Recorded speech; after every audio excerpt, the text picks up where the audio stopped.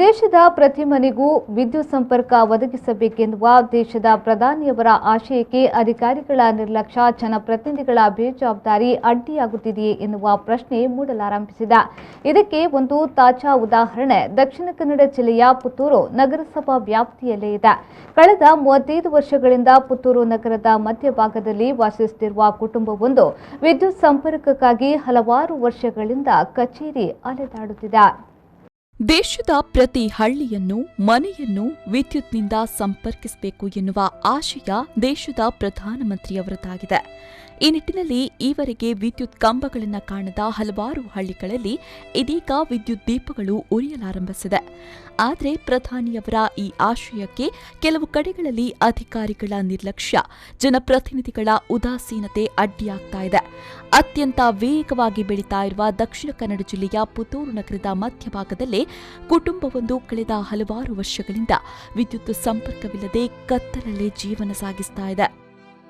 ಪುತ್ತೂರು ನಗರಸಭಾ ವ್ಯಾಪ್ತಿಯ ಸಾಲ್ಮರದ ಗುಂಪಕಲ್ಲು ನಿವಾಸಿ ಗೌರಿ ಕುಟುಂಬ ಕಳೆದ 35 ವರ್ಷಗಳಿಂದ ವಾಸಿಸ್ತಾ ಇದ್ದು, ಅತ್ಯಂತ ಕಡು ಬಡತನದ ಈ ಕುಟುಂಬಕ್ಕೆ ಇಂದಿಗೂ ವಿದ್ಯುತ್ ಸಂಪರ್ಕ ಕಲ್ಪಿಸಲಾಗಿಲ್ಲ. ವಿದ್ಯುತ್ ಸಂಪರ್ಕ ಬೇಕು ಎನ್ನುವ ಕಾರಣಕ್ಕೆ ಕೂಲಿ ಮಾಡಿ ಜೀವನ ಸಾಗಿಸ್ತಾ ಇರುವ ಗೌರಿ 2 ವರ್ಷಗಳ ಹಿಂದೆ ನಗರಸಭೆಗೆ ವಿದ್ಯುತ್ ಸಂಪರ್ಕ ಕಲ್ಪಿಸುವುದಕ್ಕಾಗಿ 2,000 ರೂಪಾಯಿಗಳನ್ನು ಕಟ್ಟಿದ್ದಾರೆ. ಆದರೆ ಈವರೆಗೂ ವಿದ್ಯುತ್ ಸಂಪರ್ಕ ಮಾತ್ರ ಈ ಮನೆಗೆ ನೀಡಲಾಗಿಲ್ಲ. ಸಂಬಂಧಪಟ್ಟವರನ್ನ ಸಂಪರ್ಕಿಸಿದ ಸಂದರ್ಭ ಇಂದು ಬರುತ್ತೆ, ನಾಳೆ ಬರುತ್ತೆ ಎನ್ನುವ ಸಿದ್ಧ ಉತ್ತರಗಳು ಮಾತ್ರ ಬರ್ತಾ ಇದೆ. ರಸ್ತೆ ಬದಿಯಲ್ಲೇ ಇರುವ ಈ ಮನೆಗೆ ವಿದ್ಯುತ್ ಸಂಪರ್ಕ ಕಲ್ಪಿಸುವುದಕ್ಕೆ ಯಾವುದೇ ತೊಂದರೆಯಿಲ್ಲದಿದ್ದರೂ ಅನಗತ್ಯ ಕಾರಣಗಳನ್ನು ನೀಡಿ ವಿದ್ಯುತ್ ಸಂಪರ್ಕ ಕಲ್ಪಿಸಲು ದಿನದೂಡಲಾಗ್ತಾ ಇದೆ.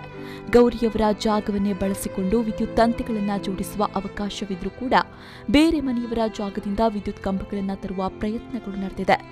ಈ ಸಂದರ್ಭದಲ್ಲಿ ಜಾಗದ ವಾರಿಸುದಾರರು ಇದಕ್ಕೆ ಆಕ್ಷೇಪ ವ್ಯಕ್ತಪಡಿಸಿದ ಕಾರಣ ವಿದ್ಯುತ್ ಕಂಬಗಳನ್ನು ಹಾಕುವ ಕಾಮಗಾರಿಯನ್ನ ಅರ್ಧಕ್ಕೆ ನಿಲ್ಲಿಸಲಾಗಿದೆ. 4 ಸದಸ್ಯರಿರುವ ಗೌರಿ ಕುಟುಂಬಕ್ಕೆ ಗೌರಿಯವರು ಮಾತ್ರ ಆಧಾರವಾಗಿದ್ದು, ಆಕೆಯ ಪತಿ ಅನಾರೋಗ್ಯ ಪೀಡಿತರಾಗಿದ್ದಾರೆ. ವಿದ್ಯುತ್ ಇಲ್ಲದ ಕಾರಣ ಕೂಲಿ ನಾಲಿ ಮಾಡಿ ಸಂಪಾದಿಸಿದ ಹಣವನ್ನು ಡೀಸೆಲ್ಗಾಗಿ ಬಳಸಬೇಕಾದ ಅನಿವಾರ್ಯ ಪರಿಸ್ಥಿತಿಯಲ್ಲಿ ಗೌರಿ ಕುಟುಂಬವಿದೆ.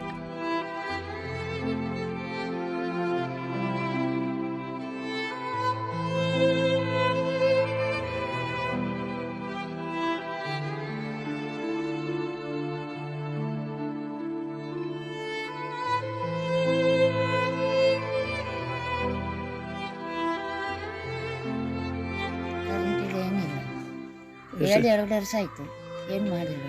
ಕರೆಂಟ್ ರಾತ್ರಿ ಓದ್ಲಿಕ್ಕೆ ಏನು ಮಾಡ್ತೀವಿ? ರಾತ್ರಿ ಏನು ಮಾಡೋದು, ದೀಪ ಹಚ್ಚಿಕೊಂಡು ಓದಿಸೋದು. ಯಾರೆಲ್ಲ ಇದ್ದೀರಿ ಮನೆಯಲ್ಲಿ? 4 ಜನ, 2 ಮಕ್ಕಳು, ನನ್ನ ಗಂಡ ಇರ್ತಾರೆ. ಮತ್ತು ಅದೊಂದು ಮಗುಳ್ತು, ನಮ್ಮ ದೊಡ್ಡ ಭಾವನದು ಮಗುಳ್ತು. ನಗರಸಭೆಗೆ ತಿಳಿಸಿರ ನೀವು? ಎಲ್ಲ ಆಗಿ ಉಂಟು, 2 ವರ್ಷ ಆಗಿ ಕೊಟ್ಟು, ಇನ್ನೇನು ಮಾತಾಡಿಲ್ಲ. ಲೈಟ್ ಕಂಬ ಬಂದಿದಲ್ಲ, ಅದೇನು ಎಷ್ಟು ಸಮಯ ಆಯ್ತು? ಲೈಟ್ ಕಂಬ ಬಂದು 7 ವರ್ಷ ಆಯ್ತು. ಮತ್ತೆ 2 ವರ್ಷ ಅದಕ್ಕೆ ಕೊಟ್ಟಿದ್ದು ಮುನ್ಸಿಪಾಲಿಟಿಗೆ. ಲೈಟ್ ಕಂಬ ಮತ್ತೆ ಯಾಕೆ ಬಂತು? ಅದು ನಮ್ಮ ಸ್ವಂತದಲ್ಲಿ ಹಾಕಿಸಿರೋದು. ಹಾಕಿಸಿದ ಹಾಗೆ ಇರೋದು. ಅದನ್ನೆಲ್ಲ ಈ ಕಡೆಗೆ ಅವರೆಲ್ಲ ಗಲಾಟೆ ಮಾಡಿಬಿಟ್ಟು ಅದನ್ನೆಲ್ಲ ಮುರಿದಾಕು.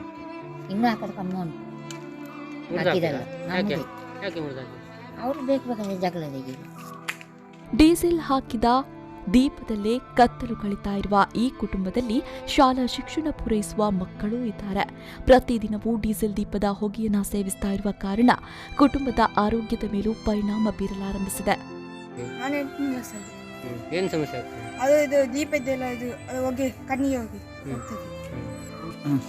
ನನಗೆ ಓದಲಿಕ್ಕೆ ಕಷ್ಟ ಆಗ್ತದೆ. ಅದು ಕಣ್ಣಿಗೆಲ್ಲ ಇದು ದೀಪ ದುಡ್ಡು ಆಗ್ತದೆ, ಮತ್ತೆ ಹೋಗ್ಲಿಕ್ಕೆ ಕಷ್ಟ ಆಗ್ತದೆ ಬಸ್ಸಿಗೆ. ಮತ್ತೆ ಕರೆಂಟ್ ಇಲ್ಲ, ಕರೆಂಟನ್ನು ದಯಮಾಡಿ ಮಾಡಬೇಕು.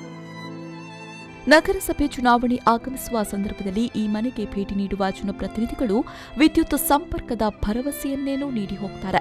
ಆದರೆ ಚುನಾವಣೆ ಕಳೆದ ಬಳಿಕ ಈ ಮನೆಯತ್ತ ತಲೆಗೆತ್ತಿಯೂ ನೋಡದ ಕಾರಣ ಗೌರಿ ಮನೆ ಇಂದಿಗೂ ಕತ್ತಲಲ್ಲೇ ಉಳಿಯುವಂತಾಗಿದೆ. Praveen, V4 news, Puttur.